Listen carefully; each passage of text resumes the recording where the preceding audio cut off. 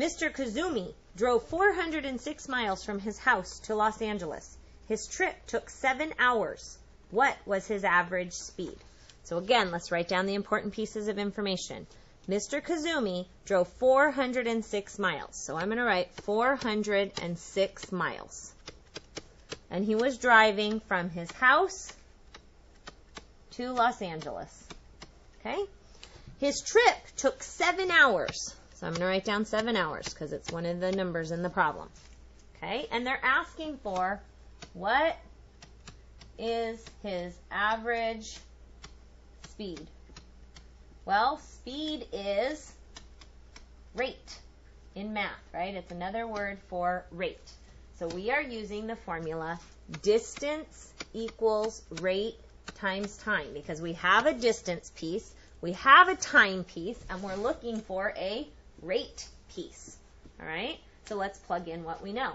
We're going to say our distance is that 406 miles equals, and our rate is what we're solving for. So I'm going to leave my R, and the time was given to us as 7 hours. So now I need my R alone. In order to solve for R, I have to get the R alone. So I'm going to divide by 7, and if I do it on one side, I do it on the other side as well. I have an equivalent form of 1, so it cancels out. And so I'm left with an R on this side of my equation. And I have 406 divided by 7. Well, I'm going to take it to its primes again because we've been working with primes this week. So primes say 7 is a prime number, but 406 is not. So I'm going to take 406 to its primes. Well, I know it's an even number, so that can be divided by 2. 2 goes into 4 twice. 2 goes into 0 0 times. 2 goes into 6 3 times. Okay, now what? We have to take this down further. 203. So it's not divisible by 2, not divisible by 3, not divisible by 4 or 5. Is it divisible by 6? 6, 3, 3. No, 7. Oh, this one's a hard one. So what I'm going to do is I'm going to do my long division. 406 divided by 7. 7 goes into 40 5 times, which is 35. And if I subtract, I get a 5. And 7 goes into 56. How many times? 8 times?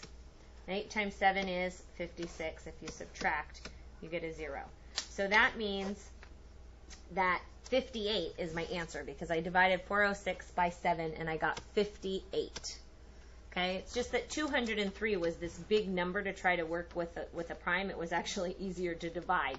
So I switched my method. It's not a big deal. But this is not the correct answer. 58 equals R is not actually the official answer. You have to say that his speed was 58 miles per hour. And this is the answer to this question. Okay, what is his average speed? His average speed is 58 miles per hour. Okay, we're going to do one more. I'm going to change my page. Okay, and this one says, Jason rode his bike for 5 hours at 17 miles per hour. So they gave us 5 hours as a piece of information. They gave 17 miles per hour as a piece of information. So what are they going to ask us for? Let's think about it. We have distance equals rate times time. And right now we have a time and we have a rate or a speed. So what are they going to ask us for? They're going to ask us for this D. So their question is, how far did he travel? How far did he travel? That's what we're looking for as an answer, which makes sense because we're searching for the distance. Okay, so let's plug in what we know. We don't know the D. We're going to leave it. That's what we're solving for. We know the rate. The rate is the speed, which is 17. And we know the time is 5. So D equals 17 times 5. So I'm going to come over to the side of my paper, and I'm going to multiply 17 times 5. 5 times 7 is 35. Carry my 3. 5 times 1 is 5, plus 3 is 8. So I get an 85 equals my D. Well, that's not my final answer because I must have a label. What is it? What is the 85? It's 85 miles. That's his distance. 85 miles, because it answers the question, how far did he travel? Okay, so although you solved it and you get D equals 85, you have to write it as the answer to the problem that was asked.